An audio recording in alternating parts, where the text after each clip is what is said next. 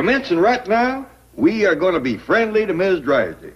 No matter what she does to provoke us or how poor she treats us, we are going to be sweet as sugar, and that goes for every single one of us. What do you think, boy? Reckon you can keep that resolution? Jethro? Well, hi, Jit. Did you say something? Yeah, I did. I was telling you about this New Year's resolution. That's right, Miss Drysdale. I'll nail her hide to a tree. Well, what is the resolution? Never mind, I get the feeling it's done been busted. I've seen some spiteful neighbors in my time, but that spiteful woman is the most spitefulest. Just to spite us, she built a spite fence. How's that for spitefulness? The hedge wasn't enough. She put up a canvas behind it. I can't see over it and I can't see under it. What is it you want to see? Whatever it is that she don't want me to see, that's what.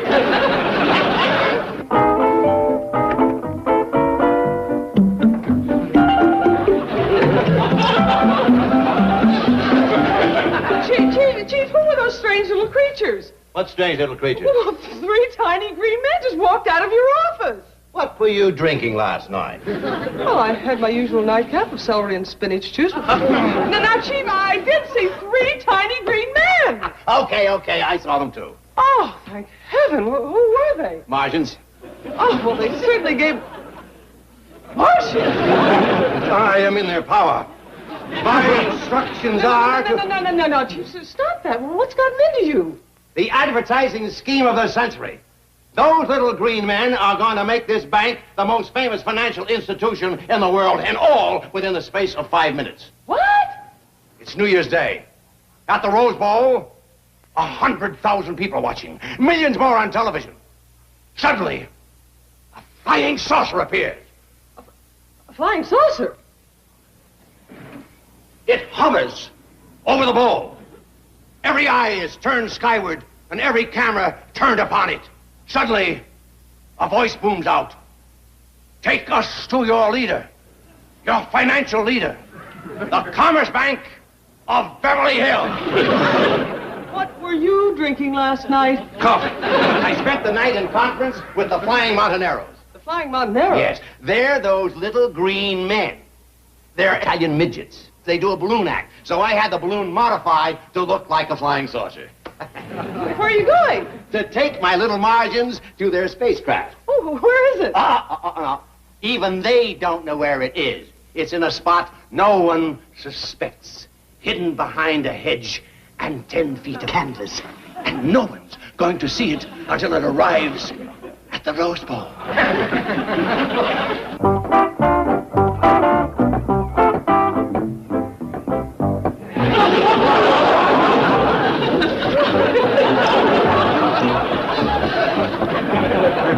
Granny, what in the Sam Hill are you doing?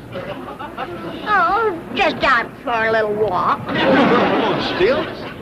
Well, I might just come on a tree full of ripe fruit. All right, have yourself a good look.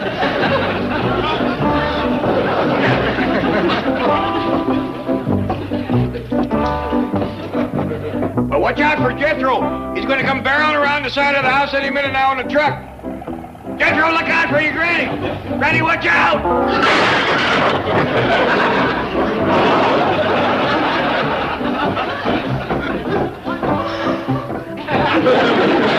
What with slippery roofs and crazy drivers, a body ain't safe around this house.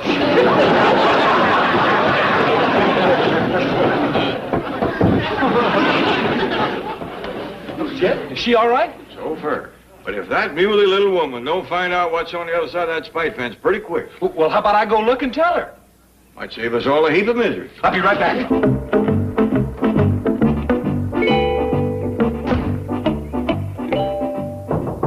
Okay, we're there.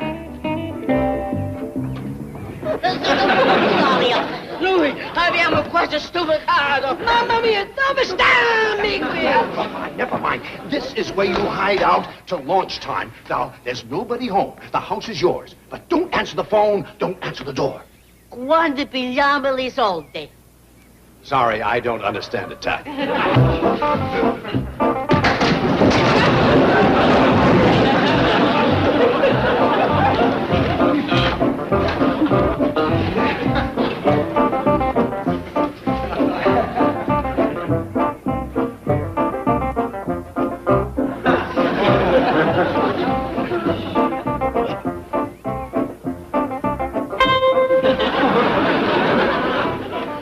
flying saucer!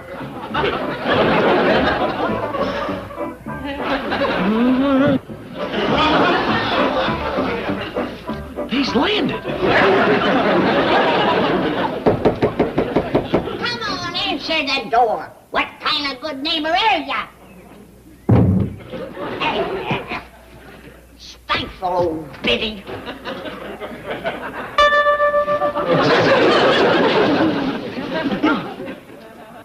I didn't see no little green man.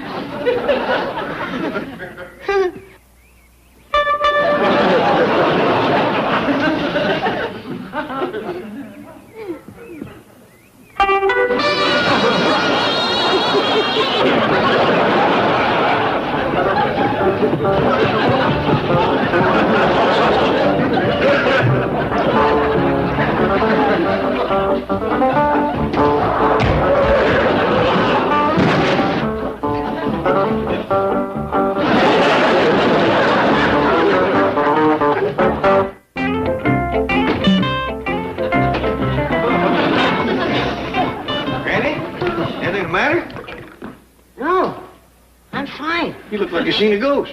I ain't seen nothing. You down that much white mule, you're gonna.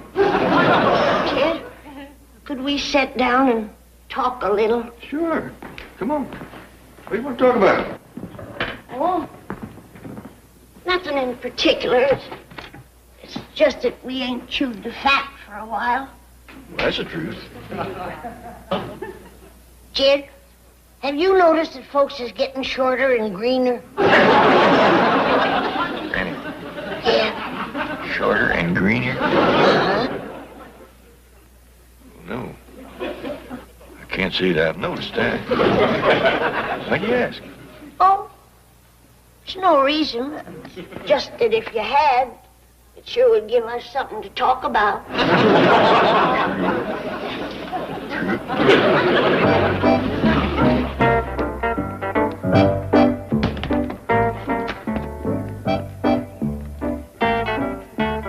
This is Jethro Bodine calling space people by mental telepath.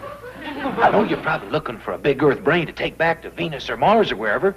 Well, here I sit. I tried to come over to your spaceship, but I couldn't get my basket of victuals through the head. Space people, I ain't getting no message back from you.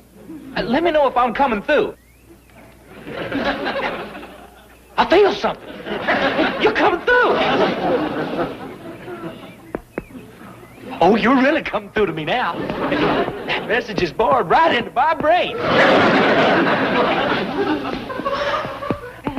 What are you trying to tell me? You're a nut. No, I ain't, space people. I'm one of the biggest brains here on Earth. Jethro, it's me, Ellie. Shh. Doggone. You done scared them off. Now they stop transmitting. Blast.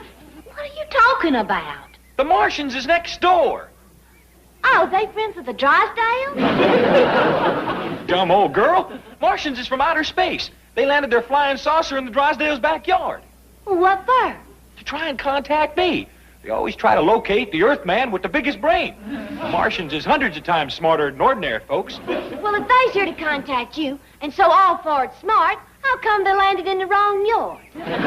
Keep it up. They's gonna turn you into a robot. How come? 'Cause they know what you're thinking. Then they ain't gonna contact you, 'cause I think you're a pea brain.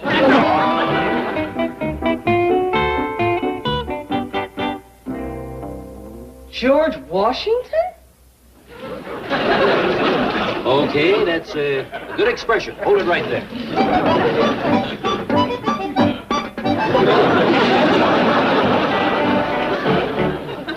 I sure hope I don't get into trouble with the government. Relax. If there's any problem, Miss Hathaway will take the blame.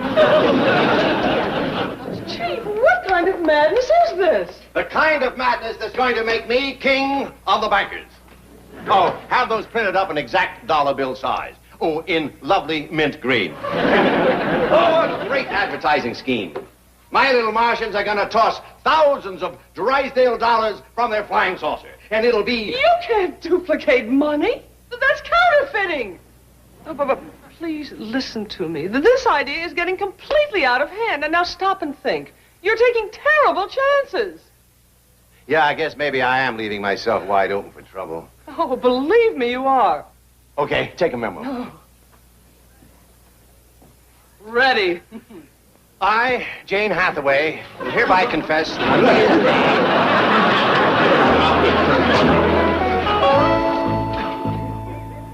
See?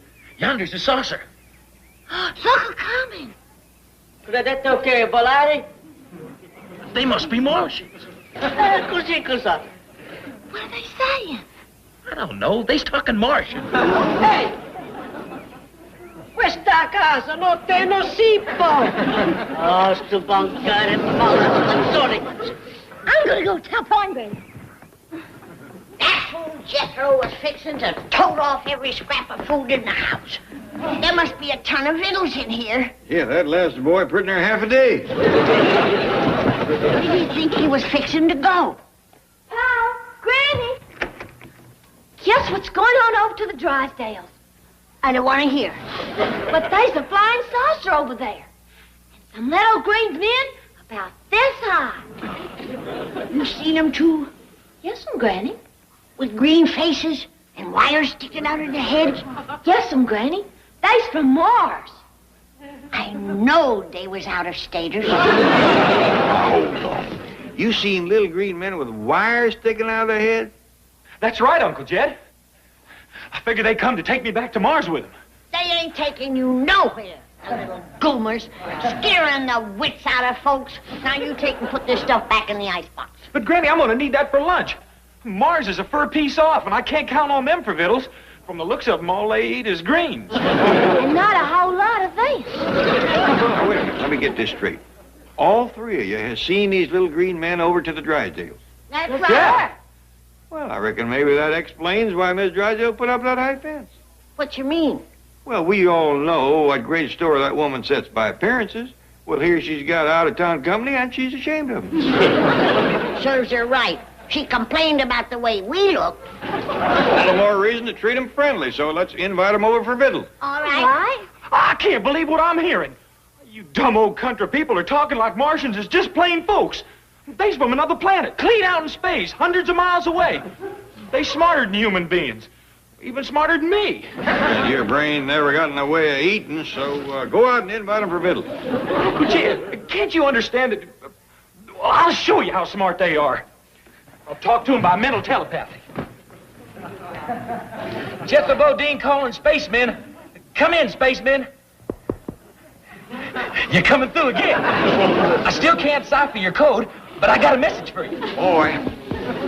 Okay, here it is. My family would like for you to come over and take victuals with us. What do you say? They said yes, and I think they's hungry.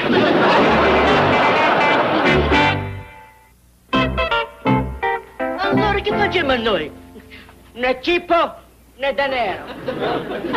Aspetto fino io vedo quella Drysdale. Pow! Martian, come on over here. Don't be afraid. I'm an Earthman. I'm that giant brain y'all been looking for. Of course, this ain't all of me. There's a whole big old body laying out behind this head. Didn't you get my telepathic message to come on over for victuals? Ma che dici che sto victuals? You know, food, eats, chow. Ciao. Yeah, that's right. Good. I've been calling the Drysdales, but nobody answers the telephone. I figured we ought to invite them to come along with the visitors from Mars. I ain't hardly got enough victuals for them little goomers, let alone the grown-ups. And it's cold at that. Well, I didn't have time to cook nothing. They don't like it, they can lump into it. I'm sure they'll be right pleased. They's coming, Granny. They's coming. Hey, this all the victuals you got? Now, if it just be family, hold back until the Martians is at their fifth. They scared me so bad I couldn't eat if I wanted to. The little green varmints. Well, Granny, they can't help it if they's little and green. Ellie's right. We shouldn't let on that they's any different than us.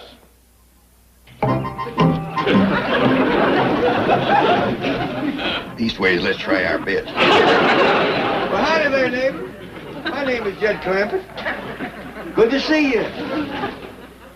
You're looking well. Well, this here is my family. This is Granny and Ellie Mae. Hi. I reckon you met Jethro. Yeah.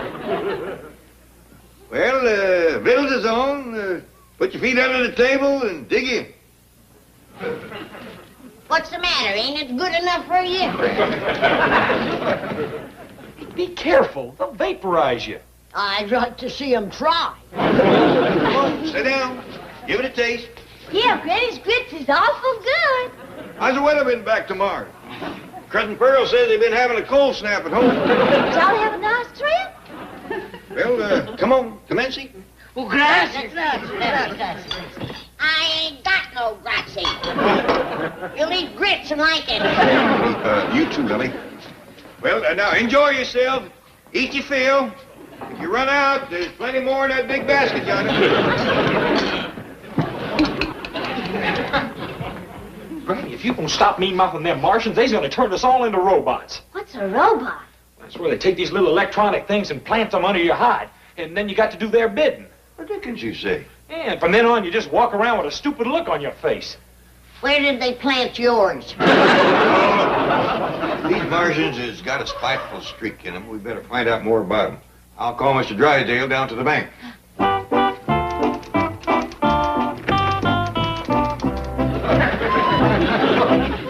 Hathaway, I decided there's a lot of value in this George Washington image.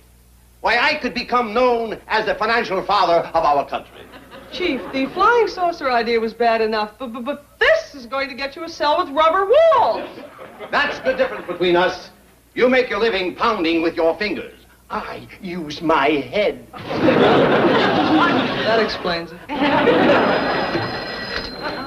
Jane Hathaway here. Oh, Mr. Clampett, I'm so glad it's you. You're the one person Mr. Drysdale will listen to. Well, he's been acting most peculiarly. He came in this morning with this stupid idea about Martians and a flying saucer. Miss Hathaway? Listen, I can't talk to you anymore now, but please, can you come right down? I'm really worried about him. Look at these Drysdale dollars. I'll blanket this city with them.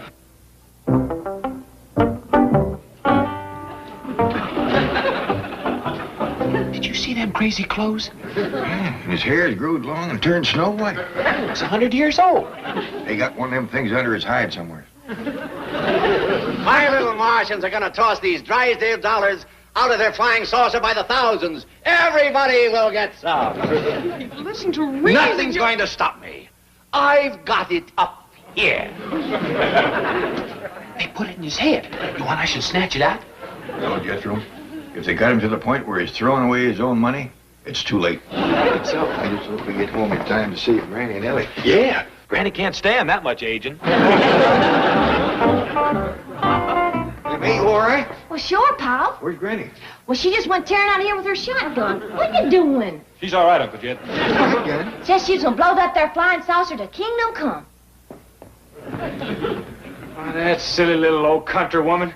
She can't hurt a spaceship with a shotgun. Why, they's made out of space-age metal. Not even a cannon can dent it. Well, then she'll light into it with her bare hand. She's madder than a wet hornet. How come? Well, them little green fellas ate up everything there was and left without so much as a thank you. I kept yelling for more grazie and ciao and something called a arrivederci.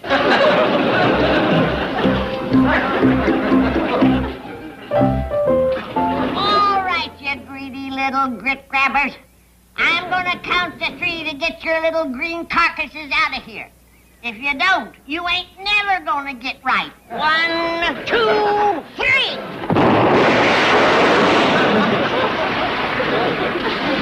What'd you do to the little fellers? You didn't shoot them, did you? No, but take a look at their flying saucer. Lighter than a pancake. They took off for Mars on foot. All right, you little robbers. There's enough money there for 10 balloons. Now get out of here. Vida moneda. Ma questo? Questo è George Washington. Non è George Washington. Well, let's... on purse. Yo, it's a clear blue sky, but without you it's rain in a world full of noise. Your voice is my refrain, day by day, every moment that I'm looking through. All I see, all I dream, all I need is you. I need you like the beat needs a rhyme, like a poet needs pain, to bring his words to life. Every day, every night, through the struggle and strife, you're the light in my fight, the ultimate vibe. I need you like the beat needs a rhyme, like a poet needs pain, to bring his words to life. Every day, every night, through the struggle and strife, you're the light in my fight, the ultimate vibe. Ed, did he come? Is the mayor here yet? No, but it's pretty near time. Let's go out front and be ready. Well, I got a special surprise I'm working on. You call me when the mayor drives up. Oh, Jed, I just can't believe that the great man will be right here under our own roof. I'm as nervous as a grasshopper in the hen house. I'm a mite shaky myself. It ain't everybody can say, the mayor of Bug Tussle slept here.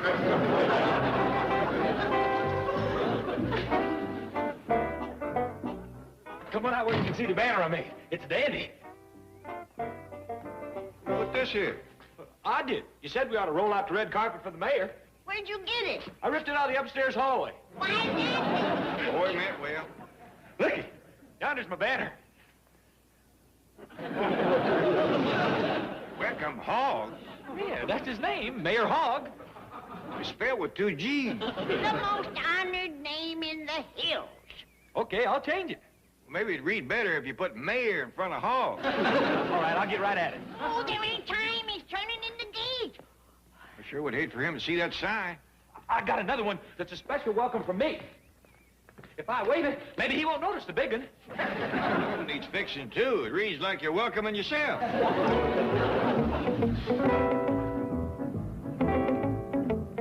Why, it's Mr. Drysdale. We didn't recognize you in your new car. Pretty snazzy, eh? Yeah. Now, get it out of the way so the mayor can drive up. Miss Holloway, move the car. Right, Chief. I'm here to welcome your distinguished guest, the mayor of Bugwist. Bug Tussle. Yes, of course, and I'm greatly honored. You bet you are. You're going to be shaking hands with the greatest hog in the hills. Mr. Clampett, tell me more about this mayor... Hog? Amos Wentworth Hogg, a born leader of men.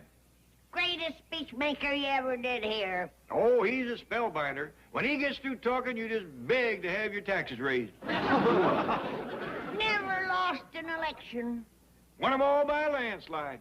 And he's a personal friend of yours, eh? Well, no, we couldn't claim that. I met him at a Women for Hog rally. I shook hands with him a couple of times after speeches, but it'd be bragging to say we was personal friends. Hey, everybody, it's the mayor. I see him a-coming. Ellie Mae! Come on down, boy. Does he have a motorcycle escort? Wouldn't be surprised. He's an important man. He's coming in the gate. That's the Bug Tussle official car.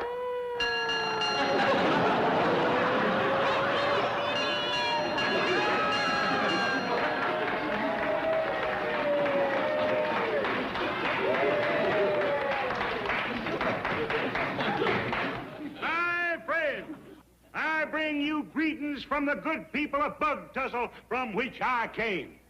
Now, they was worried about me making this trip, but I said to them, there's nothing to be afraid of but being afraid itself. I shall return, and government of the people, by the people, and for the people shall not perish from Bug Tussle.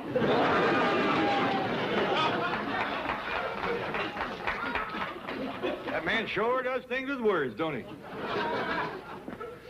Yes, he steals them. Mayor, Your Honor, sir, I hope you remember Jed Clampett. Of course I do. Good to see you again, Mr. Clampett. No, I'm Milburn Drysdale. This is Mr. Clampett. You see, the mayor never seen much of me. I reckon it's Granny he remembers. That's right. Good to see you, Granny. No, I'm Jane Hathaway. That's Granny. Nice to see you. When a great man like him meets so many important people, you can't expect him to remember a bunch of sorghum lappers like us. Mr. Mayor, Your Honor, sir, can I have the privilege of toting your bag upstairs? Why, of course you can. By the way, you old enough to vote? Pardon here. Fine lad, and a credit to your upbringing. I once said in a speech, as the twig is bent, so is the tree inclined. Honor, you do have a silver tongue. Now, if you lead the way, we'll all sit down to victuals at the fancy eating table. Oh, well, let me go in first so as I can get my special surprise ready. You'll stay to victuals. Oh, of course. It's not every day you can sit at the table with a hog. Get it? Amos Hogg. A hog. Mr. Drysdale, I think I'd best warn you. The mayor is a mite sensitive about his name. After 12 campaigns full of name-calling, he can hardly stand a side of bacon. Come on, Luther.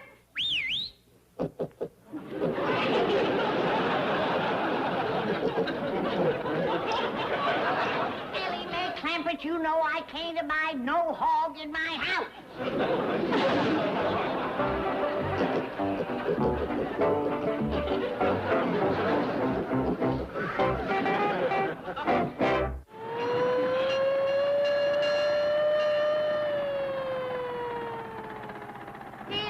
Here. What are you young'uns doing with the mayor's official car? Well, he told us we could drive it, Granny. Yeah, said we could take it down to the gas station and fill her up. Sure was fun. Oh, that Mayor Hogg, always thinking of others. With that one little act of kindness, he filled their hearts with joy. And his tank with gas. Great man, Granny, great man. I sure hope I can be a mayor like him someday. A worthy ambition, my boy. Mayor Hogg is a born leader. Come on, Granny. Hop aboard. You think the mayor would mind? A man who cares about nothing but others? Why, he'd be delighted. Oh, my. I feel just like the first lady of Bug Tussle. Hey, you can crank the siren, Granny. Ring the bell, Jethro. Really, Chief? It's bad enough to let the Clampetts be deluded by that phrase-stealing phony, but to encourage Jethro to emulate him, to make him a hero. Now, listen, I believe in telling people what they want to hear. And Jed Clampett wants to hear that Hogg is a hero. But you must follow your own principles. I do. My guiding light has always been that ancient Spanish proverb, vaya con dinero, go with the money. And here's another one, no haga olas, don't make waves.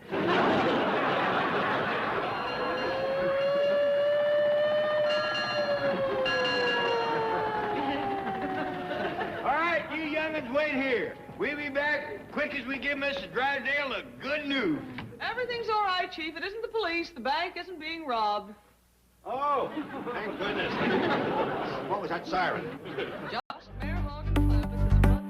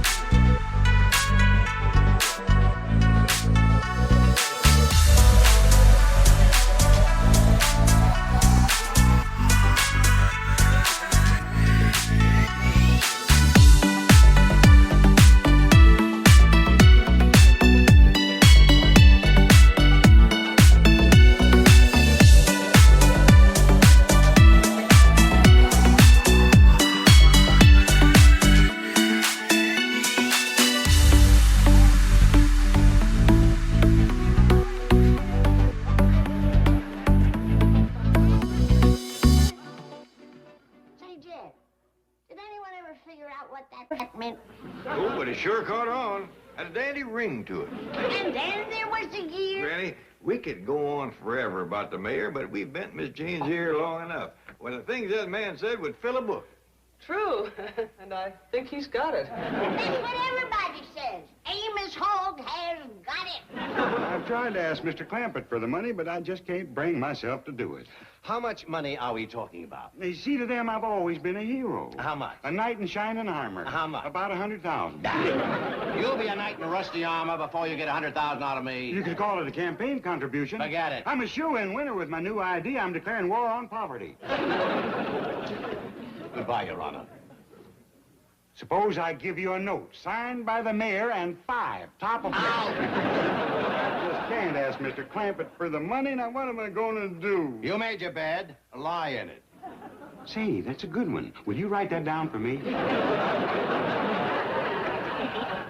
Well, you two get your talking done? You bet. Well, not quite. We'll talk some more at that big party Mr. Drysdale's going to give with the governor and senators and all.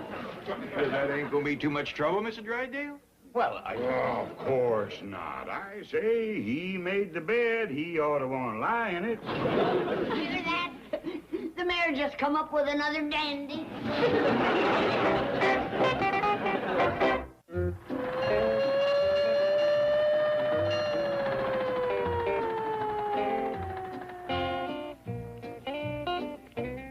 Oh, Your Honor, I just can't tell you what a thrill it was a sitting up there beside you on your official car. Granny says it makes her feel like the first lady of Bug Tussle. Hey, you'll embarrass your granny and the mayor, too. You dumb old girl. Mr. Mayor, how about you and me going inside and having some cold hog joust? I'm sorry, Your Honor. To err is human. To forgive, divine. Did you hear that, Jed? Beautiful. Just beautiful. You're a great man, Your Honor. Please, call me Amos. Oh, Your Honor. I mean Amos. Come on inside and I'll light the fire in the parlor. I'll come in just as soon as I have a talk with Mr. Clampett. You want to talk with me, Mr. Mayor, Your Honor, sir? No, please, let's just make it Amos and Judd. Jed. Yes. Sit down.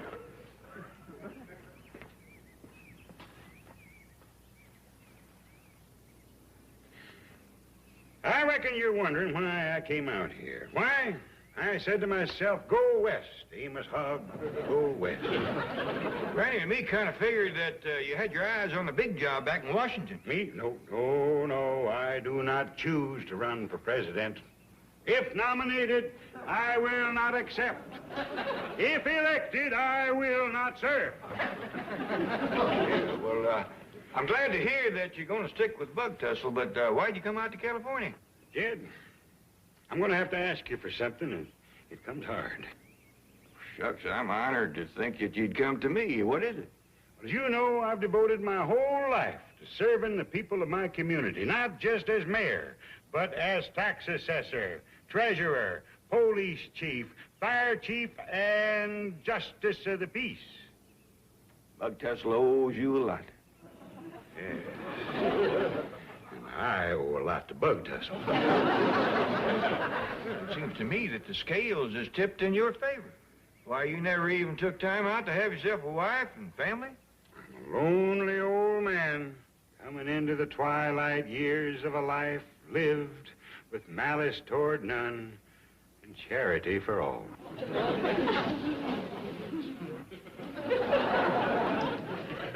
Well, just tell me what I can do. Kid, I've carried the burden alone as long as I can. Now, I need a helping hand. I need... Hey, y'all come on in. Granny says she ain't gonna serve victuals till the mayor sits in front of the fireplace and has a glass of her elderberry wine. Well, you tell Granny we'll be in directly. The mayor just on the edge of asking me something. Oh, All right, go ahead. Perhaps a drop of Granny's elderberry wine will give me the courage I need. These are times to try men's souls. Come on, let's see. On your cul-de-sac for a measure. I have City Hall on. Hello, Mayor. This is Milburn Drysdale, president of the Commerce Bank of Beverly Hills. Yes, look, we have a visiting dignitary in town, and he's mayor of one of our Midwestern cities. Now, I was wondering if you could present him with the keys to the... No, not Chicago. Well, if you could present him with the keys to the city... No, not Kansas City. No, not St. Louis. Well, it's called Bug Tussle. Yes, and it's a nice... Hello. Where does he get off? Chief, the mayor of Los Angeles is a busy man. That was a mayor of Poison Well, Nevada. I've run out of California cities. We're not having much luck with the governor either. Have you reminded his office of my campaign contribution? Yes, they thought the 25 cents was for a bumper sticker. See, maybe they haven't heard the election results back in Bug Tussle. See if you can get me the loser. Send him a quarter, too. Can Ellie and me go over a ride on the fire engine now? Yeah. I want Ellie to finish clearing the table. Jethro, you keep the mayor company. And listen to him while he's talking. You might learn something. The greatest. Them things that he said about his war on poverty.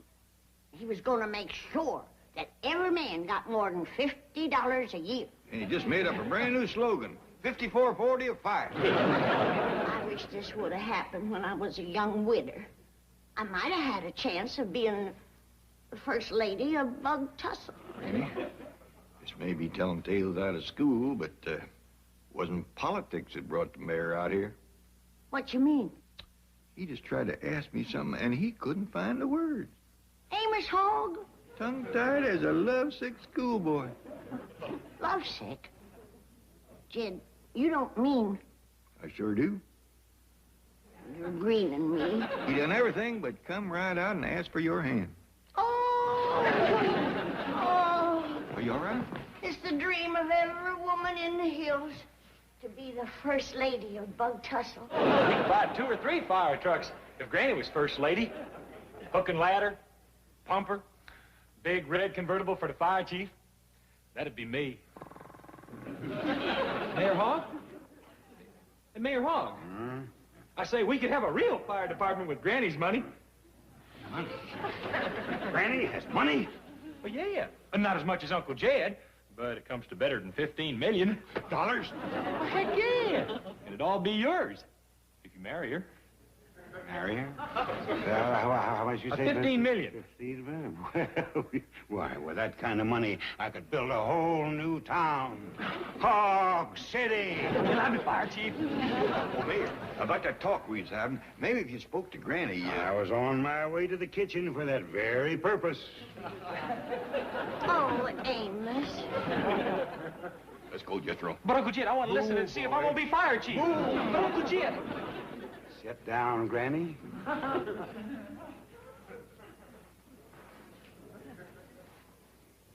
It's a long, long time from May to December. And the days grow short when you reach September. The autumn weather turns the leaves to flame. And I haven't got time for the waiting game.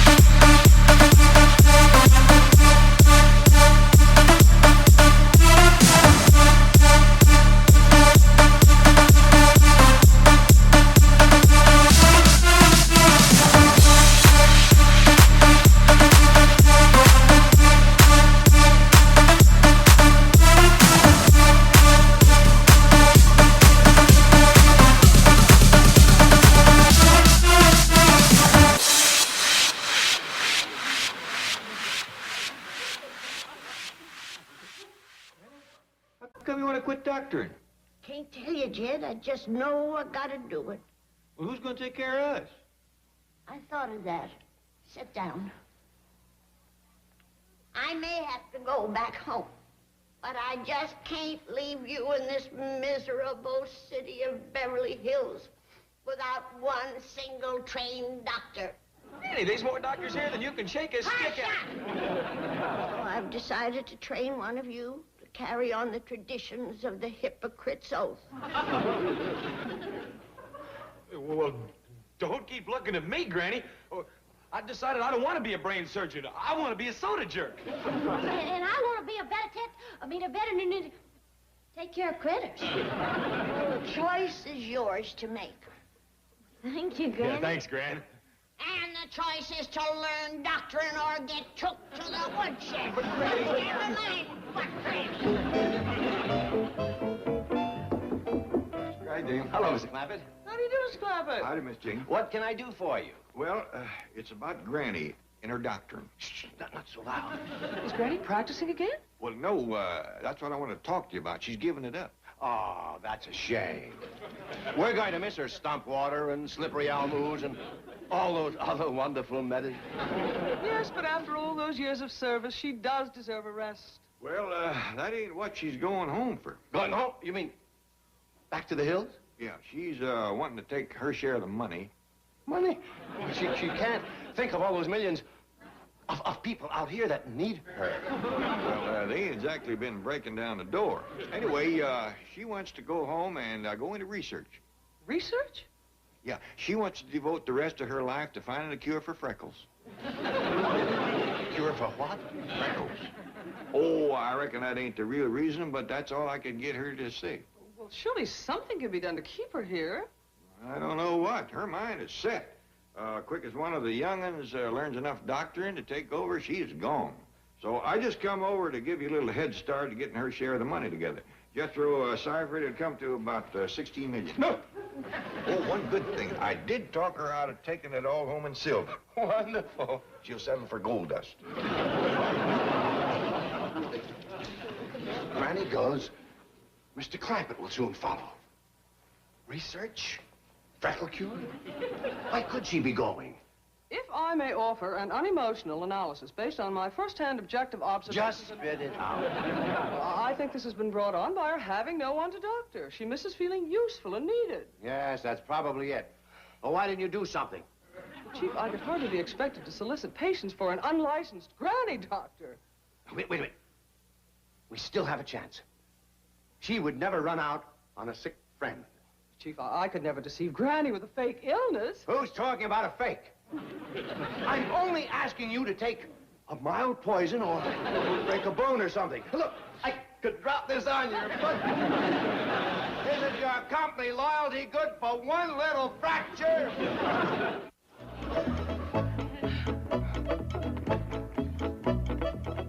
Barley's, please, Miss Hathaway. Oh, it's warm in here. Better turn up the air conditioning. Oh, Chief, please, no more. Why not? Well, don't tell me you're cold. I'm freezing. I'm going to get pneumonia. Oh, good girl. And when you do, I know just the doctor for you. She'll get you right in, no waiting. Dr. Clyburn. What are you running here, a frozen food locker? Oh, boy. Why have you got it so cold, Milburn? Cold? Well, what makes you think it's cold? Well, for one thing, that. Now turn it off. Oh, all right. This girl's probably suffering from exposure. Get your feet-grabbing hands off her. She already has a doctor. All right, then what did he get me over here for? Come into my office. Are you kidding? You want me to go up and ask Granny for advice on how to practice medicine? Even among witch doctors, she's a quack. I'm not asking you to follow the advice. Just listen to her. Make her feel important and needed. You've spent too much time in that cold office. You've got frostbite of the brain. Roy, she'll go back to the hills. I would love nothing better. I've had too many run-ins with that unlicensed, untrained queen of the voodoos. Goodbye, Milburn. Roy, I'm begging you. Forget it. All right. But I can't forget the sick and suffering you're depriving of a bed in the Clyburn Charity Clinic. Who charity clinic? If you help me, I can arrange for Jed Clapper to donate the entire $8 million you need, and he won't care what you name the clinic. That means it would be completed 1 year sooner. No, not with Granny. No. Oh, I'll do it. But I'm only doing it so the sick and needy will get help that much sooner. Don't think it's so I can call it the Clyburn Charity Clinic. Of course, it does have a nice ring to it. Jed, please come back and help me. I've got a lot to learn, them young'un, Jed. Granny, once and for all, I want you to tell the truth why you're quitting doctoring and going back to the hill. Well, I got a lot of research to do, and they got everything I need back there. You don't give two shucks about curing freckles. No, but there's something I gotta work on. What? Don't make me tell you. Granny? All right. I gotta discover a cure for a brand new ailment. How come? 'Cause I think I got it. You do? It ain't in none of the books, so I get to name it. I'm calling it Granny's Complaint. How long you had it? Well, I first noticed it about 20 years ago. And I've been going downhill ever since. You should have said something. What's the symptom? Well, to start off with, my hearing ain't what it used to be. And my eyes is getting weaker. My rheumatism is worse, and I can't run as fast as I used to. I get chilled easier, and my joints are stiff in the morning. Granny, all them things is happening to me, too. It's catching. Of course it's catching. It's old age. Not old age. It's Granny's Complaint. I discovered it, I get to name it. Call it what you want to. It's nothing more than getting on in years. Jed, you've always had a good head on you, but leave the diagnosing to us medical people.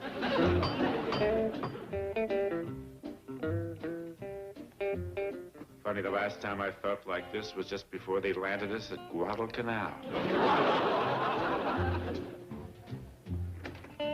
How do you do, Mr. Clampett? Dr. Clyburn, this is a surprise. I suppose it is. I came to see Granny. Oh, well, I don't know. She ain't in one of her very best moods, and at best, you two get along about as good as two dogs with only one bone. I didn't come to fight with her, Mr. Clampett. I came to ask her advice. Yeah, well, I'm afraid that... Ask her what? I need some medical advice. Oh, well, that's different. I'll tell her. You better wait out here until I talk to her. Sometimes Granny starts shooting before she finds out what flag you're flying.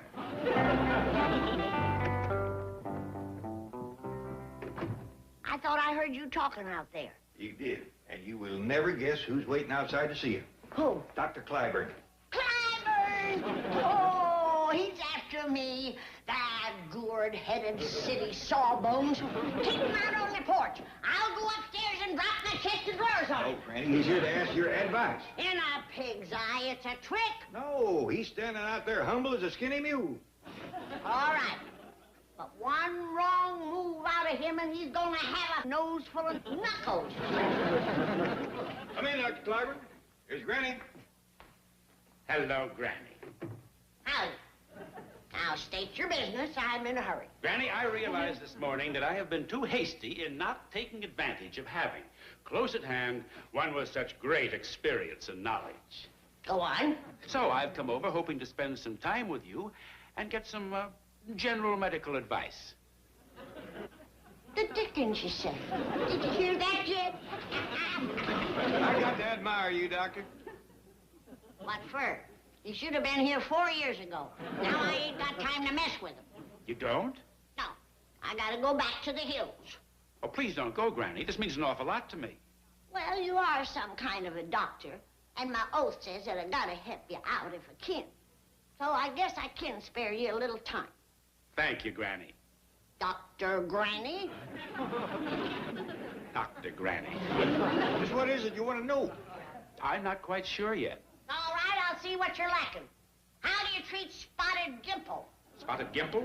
Well, what do you do with purple drowsies? How about critic, bloat, angry gizzard, drench the goose eye?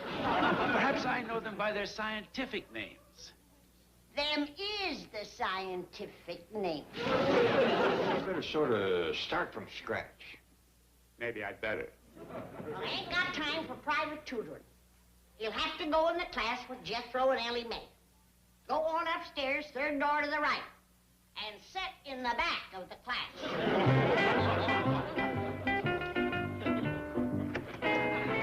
Where you going, Miss Hathaway? Chief, it's 110 in here. If you won't let me turn the heat down, I'm leaving. Not until your coffee break. I'm suffering from heat exhaustion. Oh, that's awful. Now, come on, I'll take you right up to Dr. Granny. Give up. You can't get me sick enough to go to her for treatment. Why not? Nothing possibly can happen to you. Dr. Clyburn is up there. It's for charity. $8 million. Charity. $8 million. Now we're going to take up anatomy. Pay attention. About here is your gizzard.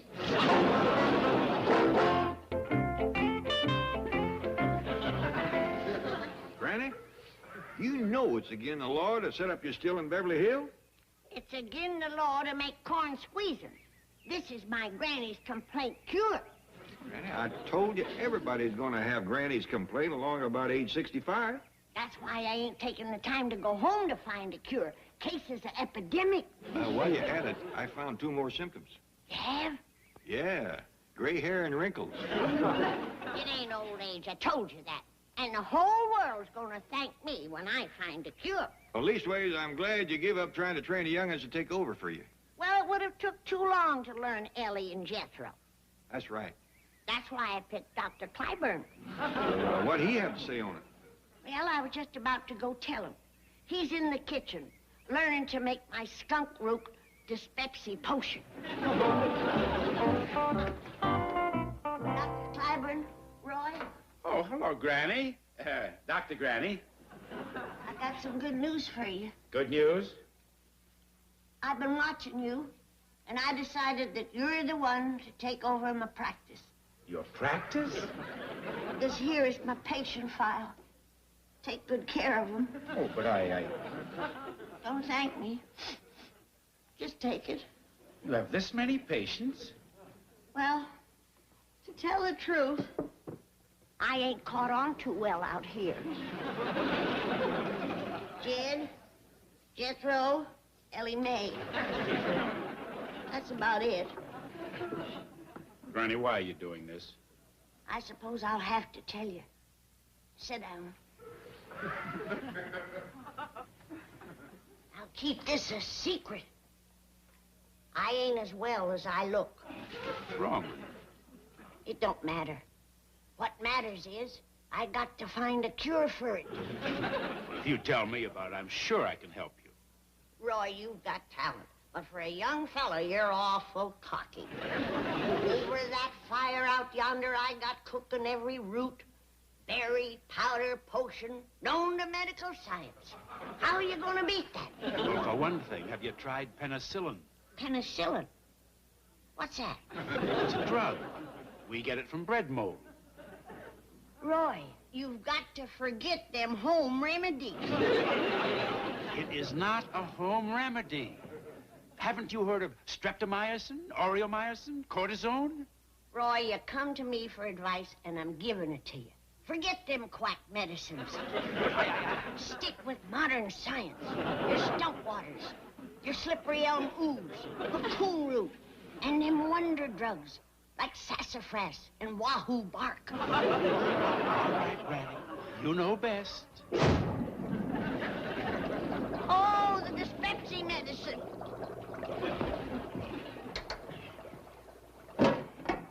You done ruined the potion. I mix everything in there you told me. I put the lid on the kettle. On the kettle, it should be in it.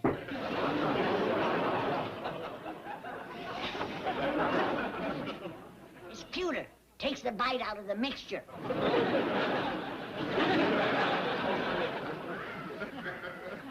Too late. It's done turned. This will never work. Everyone will know you're faking. What else am I going to do? You let me down. I can't depend on Clyburn to keep her here. I categorically deny Now, that I don't have... start that again. Just drive back and try to round up some sick people for Granny. If you have to, hit a couple of pedestrians.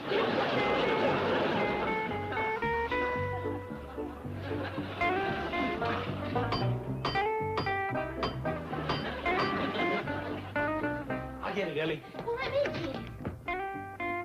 Mr. Drysdale. What's wrong with you? I'm not sure. Is Dr. Granny here? Well, I think she's out back. I'll run and fetch her. We know a heap of doctoring after this morning.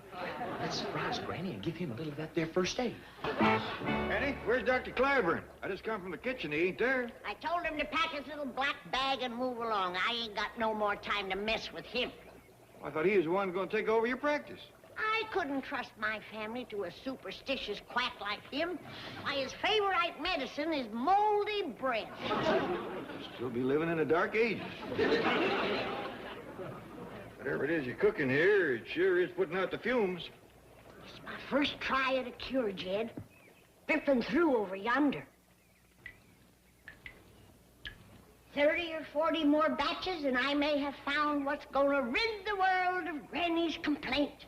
Well, even if you don't, you have hit upon a surefire way of taking the leaves off trees. What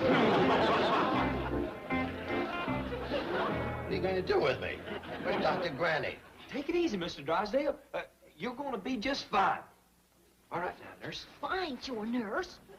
Look, I'll be the doctor today, and tomorrow you can have a turn. All right, now, I prescribe a great big dopper of sulfur and molasses. I'll get that. You go on down and heat up some of that crow soup. Now, you stay right there, Mr. Drysdale. We'll be right back. Oh, howdy, Dr. Clyburn. Go on in and see how we fix Mr. Drysdale. You mean Milburn Drysdale is in there? Oh, yes, sir. And if you don't mind, we took the case. Milburn, do you know what you got me into? Don't tell me your troubles. Look what I've gotten myself into. And it's all for nothing. Granny is not going back to the hills. She not? No, so that'll be $8 million. Later. Help me get out of this before Granny sees me. All right, now what about my $8 million? Come on, we'll take your car. Remember, Jethro, tomorrow you're the nurse. Well, why don't we trade off every other week? I'm getting to like this doctor and stuff. Jed,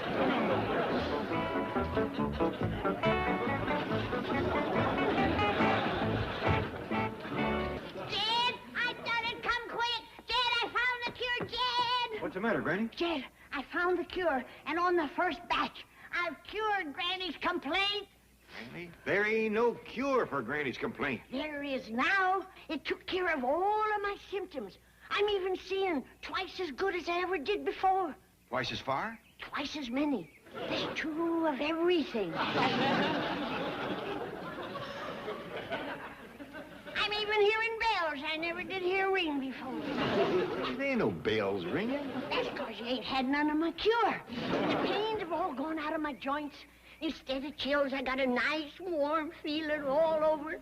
My rheumatiz has plumb disappeared. I feel like a young'un again. Yahoo!